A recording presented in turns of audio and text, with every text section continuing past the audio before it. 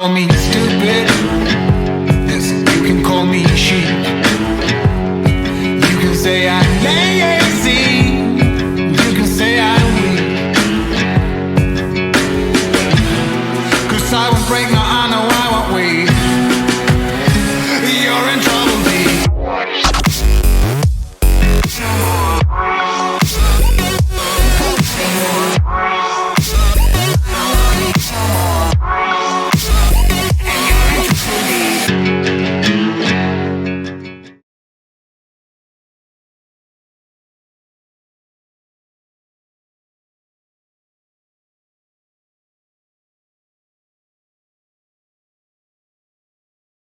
Welcome to WNBA Swish. I'm both happy, sad, and honored to have a very special guest with us today, David Whelan, brother of Paul Whelan, who is wrongfully detained in Russia, and who our WNBA community was not included in the trade that brought Brittany Griner home the other day. David, thank you for joining us. Thank you. And if I can say to start, my family has been touched by the outpouring of support from Brittany Griner supporters and advocates from the very start, to always say, and Paul Whelan. It meant so much to our family to know that all of you understood, how awful these wrongful detentions were, and to include us. We really have been very, very grateful, and for your community to embrace us, even though, as I was explaining to Sean, I don't actually know anything about basketball. So it was some of our people don't either. So it's okay. I don't know what Brittany's going to be doing. Her healing's up to her, but I'd imagine, just a guess that she will be playing, and let's just say that'll free up some space for some extra artwork, patches, stuff like that on the jerseys and courts. So. And knowing her, trust me, she's going to fight as hard as she fights on the court to keep your brother's name out there. That's great. Thank you. How did he get there? It was what, in 2018? How did this all come about for him? Well, it was both an accident and it was a kindness. Paul had visited Russia January of 2018 with a friend, a Russian friend, and they'd gone to visit some locations outside of Moscow, the friend's dacha, places like that. And then a friend, a U.S. friend, an American, a former Marine, asked him to help on a wedding. The former Marine was getting married to a Russian woman, and they were having a ceremony in the U.S., and then they were having another one in Moscow. And the Americans who were coming over didn't really know anything about how to get around Russia. So the friend asked Paul to come along because he knew that Paul had been to Russia. And so although Paul had not wanted to go to Russia at Christmas, he did for this friend. And so, the rest is really history. He went to Russia. He spent some days with the wedding party prior to the wedding. And then the day of the wedding, right before it happened, this friend from earlier in the year came by and said, I have this USB stick with photographs from our holiday. Paul took the USB stick, he put it in his pocket, and the FSB came through the door, and the entrapment was over. He has been in Russia ever since. And it's a real travesty, from the entrapment to the investigation to the court hearings and then the sentencing. It's just been, a terrible tragedy. One thing I've noticed with our folks and stuff, when we get into the particulars of his case, everybody seems to ask, well, he's accused of espionage. He's accused of being a spy. So if they were that worried about him being the spy, why would they let him get on public interviews with TV stations, make phone calls, from prison, that sort of thing? They can't be that worried about it. No, it's all false. And there's a history of this. American Nicholas Daniloff was arrested. They gave him a packet of papers, and then it turns out that inside the packet of papers, someone had stuffed a secret document. They did the same thing to Edmund Pope a few years later. So they've now gone from paper entrapment to digital entrapment, because, Paul has no idea what is on that USB stick. I don't think anybody actually knows if there's anything on that stick. They said in the end that it was a list of military recruits. But who knows? The whole thing is such a sham that you can't really rely on it. And frankly, I've said this before, I actually would have been a little bit worried if it had been something less serious than espionage, because you might have said, well, maybe he did do it. Maybe he did get into a car accident, or maybe he did, do something. But espionage is just the most ludicrous charge to have put on Paul, that you just think, okay, so now we're not really talking about anything real. This is all about political extortion. It's all about getting a concession from the U.S. government. And but still, that's where we are. And unfortunately, I think the espionage label that the Russians have put on him was partly why he didn't come home this time. And so we'll have to figure out how to work around that. With Brittany's case coming up 10 months ago or so, did that ramp up kind of the media attention? Like, did you guys from your end notice a noticeable uptick in it? Absolutely. Yes. Miss Griner's celebrity really was a huge factor in bringing the light back to Paul's case. And it's funny. If you look at Google Trends, and I do, and you compare Paul, like searches on Paul Whelan from 2018 on, and searches for Brittany Griner from, say 2000 on, because obviously she's a celebrity in Russia too, so she's being mentioned in press. You see the same sorts of spikes, but you see the Brittany Griner spikes are much bigger, but they happen in sort of the same sort of thing, because she's having the same or she had the same activities, the arrest and then the detention hearings and then the trial have the same sort of spikes. But Miss Griner's celebrity really brought a huge spotlight to Paul. But I don't think it would have lingered, and I don't think it would have been as big had, again, the community surrounding Brittany, her family and friends, her supporters and advocates, not also said, and Paul Whelan, and included him. I think that was really it was very impactful for us. The media can be, as I've noticed in my experience, as much of a help as it can be a hindrance. And one thing I didn't like about Brittany's release coverage, they kept playing one part of what I knew was maybe a minute or two clip of Paul, and it made it appear as if perhaps him or your family were mad she got out, and not him, or something. Do you want to kind of clarify that a little? I'm not sure what the clip is. I don't think either Paul or I or anybody in our family is at all upset about Brittany Griner's release. It's one of the things you see on the internet. People seem to be either angry or sad, or angry or happy. And I think you can be both, and we are both. We are obviously devastated that Paul didn't come home. We would love to have had him home. I'm very worried he won't see our parents again. I couldn't be more thrilled for Brittany to be back with Sherelle. I read, obviously, I read about Brittany because I didn't know who she was, because I don't know about basketball. And, I just imagine her driving around, the countryside outside of her home in Texas on her ATV and just having a glorious time. And I mean, that brings me so much happiness. And yeah, I'm not sure what the clip is. And I think that the media often is difficult for us. I find that I have to deflect a lot of questions. I have to restate some questions. Right. Sometimes I have to be awfully blunt, and that's been hard. But you learn over the years how to do it, I guess. The clip, I saw the full clip, the one they kept showing. I'm paraphrasing what he said. He was talking about how he had his bags packed and he's ready to leave, and they'll cut it off right there. But if they played it just a minute longer, because a couple stations did, you'll see the full thing where he talks about, this isn't a thing about against Brittany. I'm really happy for her. Like, you could see the graciousness. And that's what in the last couple of days I've tried to point out to folks too, is just how I did a radio interview the other day with the aunt of some girls that were missing in Chicago. She has a podcast about it, and just how gracious your family's been. Well, that's kind. Yeah, I know what you mean now. It was a CNN call that I don't even know how he made the call to the CNN person, and he was obviously really distressed. I think he had communicated to our parents in recent calls. I wonder where I'm going to live when I get home, because he has no home in America any longer, and so he had been thinking about post release, and that's got to be really hard to then find out that isn't going to happen, and we really don't know if it'll ever happen now, and to struggle with that. And so, yeah, I think he has said that statement before, my bags are packed, I'm ready to go, Mr. President, come and get me, sort of thing. And someone actually said, oh, his bags are packed, and then they sort of told him he couldn't go. And that isn't what happened either. Paul knew he wasn't coming home. He didn't literally have his bags packed, but it was that sense of, what, as soon as you come and get me, I'm running out the door. I'm on that plane. Don't worry about it. And I'm sure it'll happen someday. I had a little worry the last few weeks. I had known somebody that worked close to Bill Richardson, and I just had a sense that they were going to release one or the other.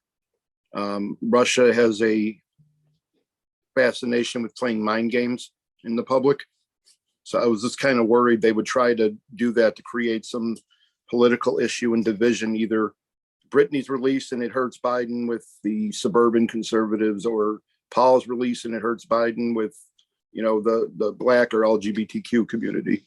Right. Yeah. So long as it hurts Biden, right? Yeah.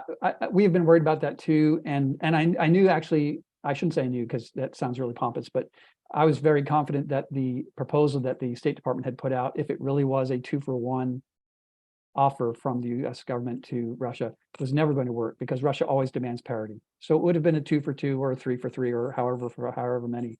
But 1-for-1 has always been a possibility. And so our family's been prepared for that.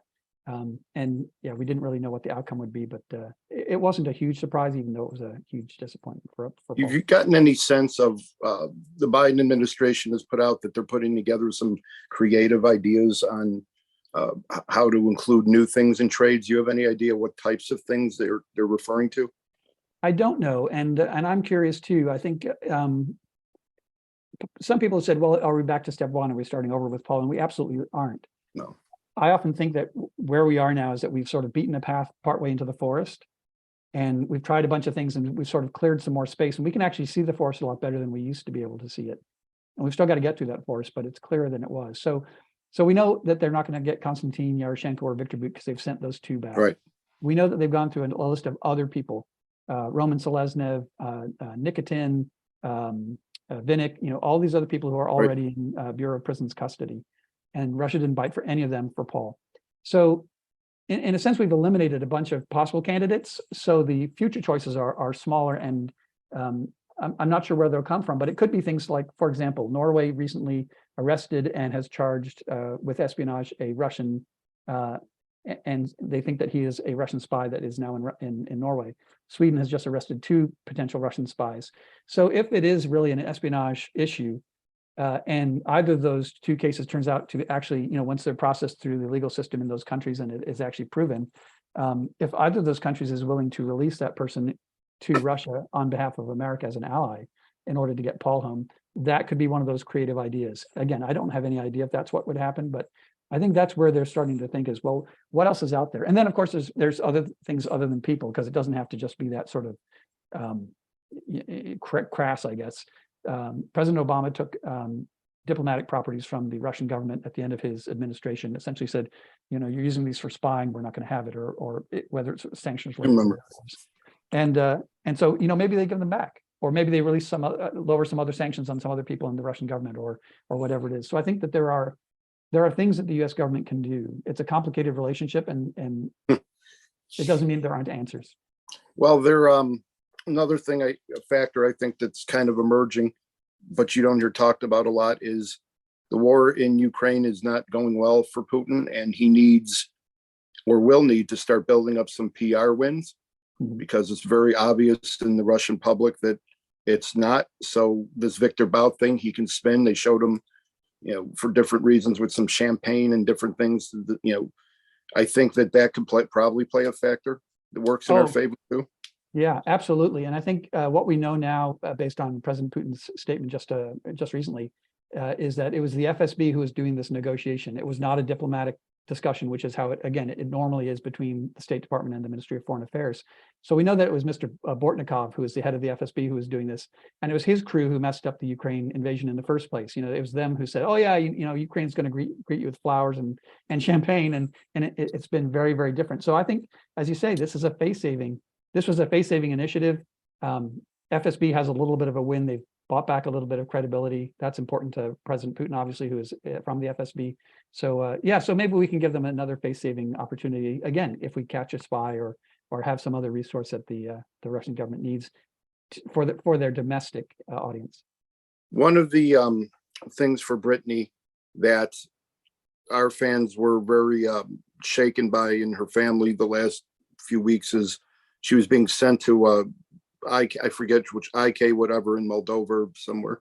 Yep. The conditions. Do you know anything about where your brother is? The conditions that he's in? Yeah, IK2 is just down the street. It's about 25 kilometers from where Paul was. So they were actually quite close for a little bit. Trevor Reed was, I think, almost across the street from IK2 where Miss Greiner was held. Yeah, it's pretty brutal conditions, and I don't know about what a women's prison is. They are slightly different. They're organized differently. So, for example, Paul is in a prison that's largely run by the prisoners. There are just a handful of guards that sort of run it, and so there are elder prisoners who sort of manage it. It's less brutal than if it was like an entirely run by the guards. But it's also, it's a backwater, and so it's pretty rough. Paul's described things like having 2 inches of fish a day. That's the protein. They have buckwheat porridge for breakfast. There are no fruits and vegetables. They have to buy that personally. It's very medieval. So if you don't have money on your prison account or have the ability to get cash sent to the greengrocer who is down the street from the camps, then you get no fruits and vegetables. It's really it's a mind-boggling experience. And then of course you're working 6 days a week, and I mean, the upside, it's sad, but it's the upside. He's been able to make his own uniform. He knows how to make a hat. But the downside is, you're sitting in a sewing sweatshop 6 days a week making textiles for whoever outside the prison. Does he have a GoFundMe or some type of account that people can donate to? Yeah, if people are able to, we would surely appreciate it. It's at gofundme.com/free Paul Whelan. And Okay. The money goes into a special trust that is only going to be used for the prison. So when he comes home, whatever money is in there, I guess we refund it or whatever GoFundMe does. But the money goes onto the phone card that allows him to call our parents, and it goes for things like toilet paper, paper to write letters on, stamps, fresh fruits and vegetables, and cigarettes, things he needs to bribe guards with, that sort of stuff. So, the whole gamut. Is that included in the website you sent me? I think so. Yeah. Mhm. Okay, I'll make sure to, when I post them up, create separate things so people don't have to dig through or anything through the website, and they can get it. That's great. Um, Yeah, are your and if they can, just as much. I mean, if people aren't able to make a donation, he would love a letter or a card, and there's an address on the page too. The mail is a huge resource for prisoners, and he would love to hear from anybody. Absolutely. Brittany's people had set up a thing for two things. One, for her colleagues, other players, to write her. Another thing for like fans too. Yeah, that was great. The We Are BG page was super. And I think that what a lot of folks didn't realize, and they may kind of separate themselves and say, what did they have to do with Paul, or what did they have to do with BG, is kind of the horror that the people who love them that are behind go through. I've talked with players the last several months, that were quasi-suicidal. They were having nightmares every night, crying, all that sort of stuff, because they're in a position where they have to go overseas to earn income, and, this could happen to anybody.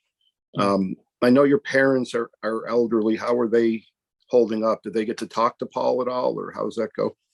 They do. Since September 2020, he's been allowed to have phone calls. And so if he's not put in solitary confinement or sent off to the hospital, the prison hospital, then he's able to speak to them pretty much every day. And so, yeah, dad's just turned 85, mom's about to turn 83. And I think that's the real issue for us is, can they make 12 years and see their son again? And if not, if he's not able to come home, then they may have seen him for the last time. And that's a hard thing to take on board. So we sort of put that to the side and keep working to bring him back earlier. They're doing health-wise okay, if I may ask? Yeah, infirmities of the aged. My mom's just had a new knee and is getting around. But yeah, they live a quiet life. Excuse me. They live a quiet life in a little village in Manchester, Michigan. And yeah, I think it's nice because in a way that their life is so much in a bubble compared to Paul's life, that they can talk about very small things and remind him of home without troubles and things like that. So Paul can really get a sense of what they're up to, and the phone calls really are, I think, a godsend. If there was ever a reason that those would stop, I think he would really have a hard time continuing to go. Well, hopefully they don't. What's your favorite thing about him? What's he like? Just help us get to know him a little. Yeah, I get that question, and I'm like, well, what is it I like? Because I mean, I'm a twin brother, so there's a lot I don't like too, right? I really think that there are two things that particularly stand out. I think for anybody who meets him, first is that he's a very kind person. I mean, he really will do a favor for just about anybody he can. And the second is that he's just got this very gregarious, although I always think of him as an introvert, a little bit like me. but he's got this very gregarious personality. So, when he sits down with our kids, being the big uncle, there's lots of big laughs and joking and, goofing around. When they were little, he would go to the dog's food tin and like get a biscuit, and he'd start eating dog biscuits, and the kids were like totally freaked out. But he was, it was that sort of, antics. And some of that seems to still come through. I think when, the Ambassador Sullivan has gone out to see him in Mordovia, or he's made a phone call to somebody in official spaces, we will get the story back of Paul doing something similar, having that same sense of humor, having that same ability to sort of put aside where he is and try to be positive about the experience that he's having at that moment. It's good. He's got to stay present, taking it day by day. This won't be our only talk, as long as you're okay with that, because we're going to for sure put the same effort that we put for Brittany. I appreciate it. Into this. And like I said, once she kind of bounces back, however long that takes, I do know her well enough to know that she's going to attack it at the same level she would anything else. That's really kind. And I should say this too, because I was, although we had the advance notice, we were still sort of in the midst of it as it was happening. And so I was able to hear Cheryl Greiner speak at the White House. And it was so amazingly kind to hear her say, that she was concerned about both our family and the other families of the wrongful detainees, but that also that she and Ms. Greiner would be, invested in sort of working on these cases in the future. And I can't tell you, I think, probably more than anything, probably even more than the celebrity and the spotlight that Ms. Greiner brought to Paul's case at the beginning of the year, having someone of her stature who is focused on the broader issue of, the 50 odd families who are suffering this around, with Americans around the world, that could be so potentially life-changing for all of us, that, regardless of when Paul gets home, to have that kind of support, to have that sort of movement in Congress and in the White House to make the evolution that has started evolve faster would be so tremendous. So I hope that it comes to pass. I do not want to put any pressure on Ms. Greiner. Obviously, she needs to be able to heal and choose the life that she wants to lead. And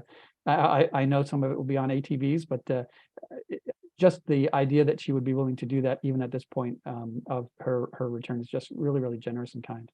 She will, and not giving away too much publicly, but she's doing better than I think folks expected. And PTSD can be weird, but so far so good. It was super to see the video, and you could see her sort of come out of the airplane and just sort of unfold and come down the steps. And there was a sense of jauntiness, and I was glad to see that, because I thought, well, that is I don't know her obviously, but that seemed like a sign of someone who was had a healthy future outlook, sort of thing. Well, she didn't know too that according to her family that she was going to be brought home. They had her on the plane. She thought she was being transferred somewhere, and they asked her, where you're going? She's like, no. And they're like, going home. She's like, wait, US? And they're like, yeah. She's like, really? That's great. And if there's a lesson in that too, it can be a curse as well as a blessing, is that these things happen very, very quickly. You never see them coming. So it could be any moment. Yeah. And that's the hope that we live with, that it could be tomorrow. It may not be tomorrow, but it could be tomorrow. And I think, you need that hope to get through day to day. Absolutely. Well, I won't take up any more of your time, but we'll put the resources up, and I'll stay in touch with you if that's okay. And yeah, we'll fight this together until he's home. Same veracity we did for her. That's great, Sean. I really appreciate it. It's very kind of you to reach out and to be able to take this time. Absolutely. We'll talk to you again soon. David Whelan, thank you very much. Thanks very much. You have a great day.